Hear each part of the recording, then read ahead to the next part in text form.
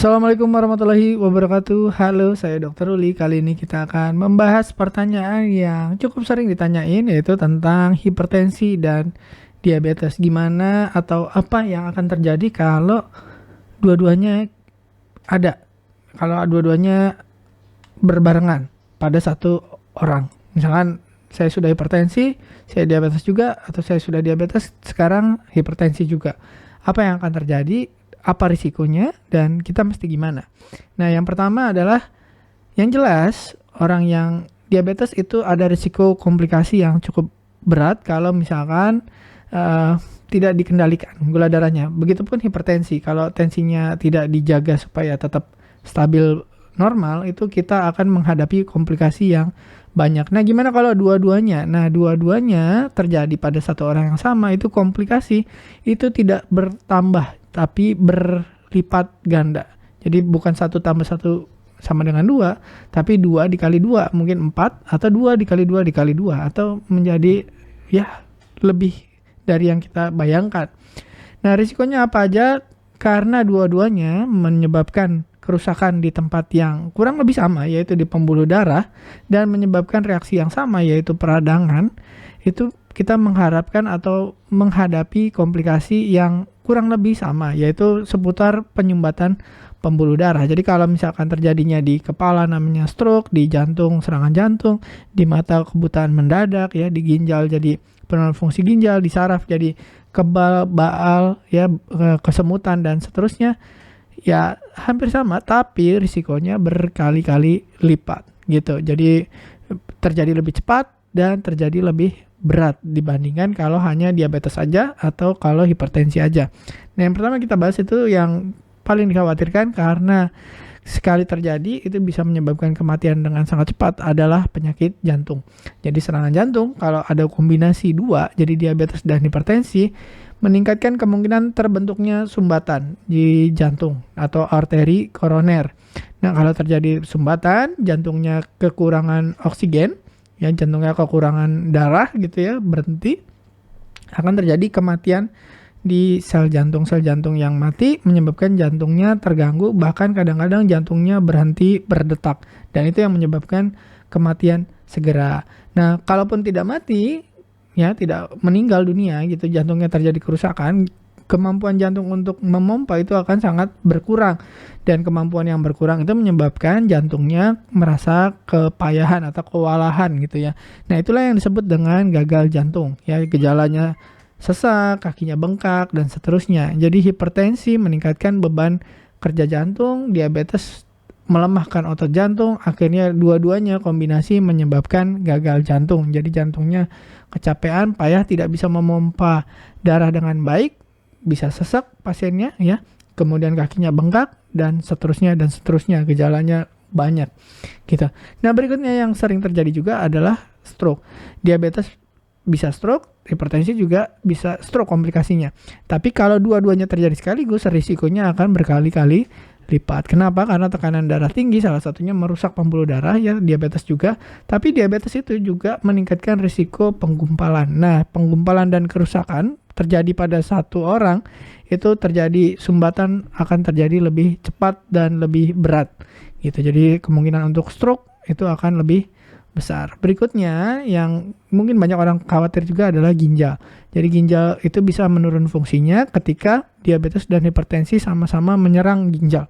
Ya, jadi ginjal itu dialiri oleh pembuluh darah juga seperti jantung dan otak. Jadi kalau sumbatan terjadi di aliran darah yang menuju ke ginjal, ginjalnya bisa rusak parah yang menyebabkan akhirnya adalah gagal ginjal. Ya, pertama terjadi penurunan fungsi, ya, ginjalnya fungsinya menurun sedikit demi sedikit, ya. Tapi kalau dua-duanya terjadi, diabetes dan hipertensi terjadi pada orang yang sama, penurunan fungsi ini bisa sangat cepat, dan penurunan fungsi yang sangat berat kalau diukur dengan laju filtrasi glomerulus atau GFR pemeriksaannya, kalau di bawah 15 itu sudah harus dicuci darah atau dialisis, atau alternatifnya adalah transplantasi ginjal. Jadi kalau Anda tidak ingin terjadi komplikasi yang berat seperti ini, sebaiknya memang sudah mulai memikirkan gimana caranya supaya hipertensi dan diabetesnya ini bisa terkendali dengan baik gitu ya. Berikutnya adalah yang orang sering gak sadar adalah neuropati. Biasanya gejalanya kesemutan, baal ya, atau geringgingan gitu ya. Biasanya terjadi pada diabetes, paling sering ya, paling cepat juga. Tapi kalau Anda punya hipertensi juga, itu akan memperparah gejalanya. Jadi gejalanya bisa tadinya hanya batasnya mungkin di ujung jari, tapi nanti lama-lama bisa naik terus bahkan sampai satu lengan atau satu kaki. Jadi neuropati kan biasanya gejalanya mati rasa, kesemutan gitu ya, terus masalah kaku-kaku pada kaki dan tangan. Nah, tapi kalau diabetes plus hipertensi ini akan lebih cepat dan lebih berat gitu gejalanya. Biasanya kalau cuma diabetes aja memang ada kesemutan, tapi tidak secepat kalau plus hipertensi. Jadi dia lebih cepat dan lebih berat. Berikutnya di mata. Nah, ada di mata tuh ada namanya lapisan di belakang namanya retina. Itu adalah yang menangkap cahaya. Jadi kalau retina itu isinya banyak pembuluh darahnya. Jadi kalau pembuluh darahnya terjadi sumbatan, ya, penyumbatan yang disebabkan oleh diabetes, dan kalau ada hipertensi jadi risikonya makin berlipat ganda. Kalau terjadi penyumbatan di retina, terjadi kebutaan pada matanya tersebut. Jadi matanya buta mendadak gitu, menyebabkan penglihatannya awalnya kabur, ujungnya bisa buta gitu. Nah, kalau tidak diatasi nih diabetes dan hipertensinya. Nah, yang kadang-kadang datang ke klinik juga itu kalau pasiennya sudah terjadi penyumbatan di pembuluh darah perifer. Biasanya di kaki paling sering. Jadi gejalanya bisa jadi penyempitan pembuluh darah di kaki itu macam-macam ya.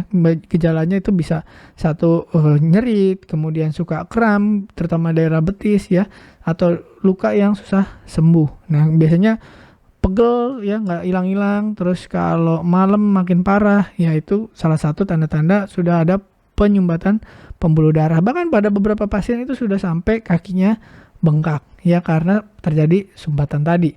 Nah, berikutnya yang sering dikeluhkan juga oleh banyak bapak-bapak adalah gangguan ereksi. Jadi diabetes plus hipertensi itu merusak pembuluh darah, juga merusak saraf. Ya, tadi sudah kita bahas tentang neuropati. Nah, pembuluh darah dan saraf yang ke kelamin laki-laki itu menyebabkan sumbatan di situ, ya, kerusakan saraf di situ menyebabkan gangguan ereksi. Jadi tidak bisa ereksi. Nah, itu yang banyak dikhawatirkan. Nah, semakin berat komplikasinya, semakin tidak kita kontrol hipertensi dan diabetesnya, semakin berat dan semakin cepat terjadi komplikasinya. Semakin berat dan cepat komplikasinya, semakin kita merasa putus asa. Semakin kita merasa putus asa, semakin berat lagi komplikasinya. Jadi terus aja sampai makin lama perburukan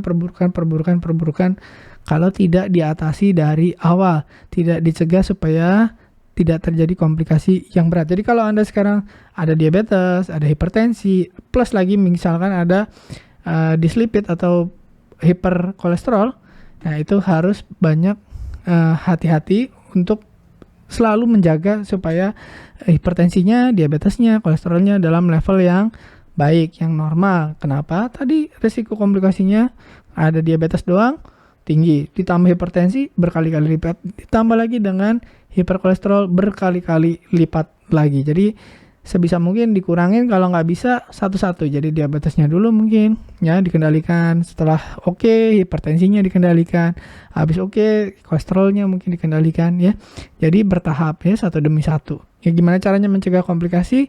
Coba dicari di video-video saya sebelumnya ya, apa aja langkah-langkahnya yang harus dilakukan untuk menjaga jangan sampai komplikasi. Jadi kalau Anda pengen hipertensi, diabetes, kemudian hiperkolesterol hilang dalam satu waktu tanpa obat, itu juga ada caranya. Ini caranya gimana? Nanti kita bahas di video-video berikutnya. Atau kalau Anda pengen belajar lebih lanjut, silakan klik di nomor yang di bawah ini atau yang ada di deskripsi. Terima kasih sudah menyimak. Semoga bermanfaat. Saya Dr. Uli. Assalamualaikum warahmatullahi wabarakatuh. Terima kasih telah menonton hingga selesai. Jangan lupa tulis pendapat Anda di kolom komentar. Saya Dr. Uli dan saya sangat senang bisa belajar dan berbagi dengan Anda. Salam hidup sehat dan mulia. Jangan lupa tekan tombol like, subscribe, lonceng notifikasi, dan ikuti media sosial kami sehingga Anda tidak akan melewatkan ilmu berguna lainnya dari kami. Sampai jumpa di video berikutnya.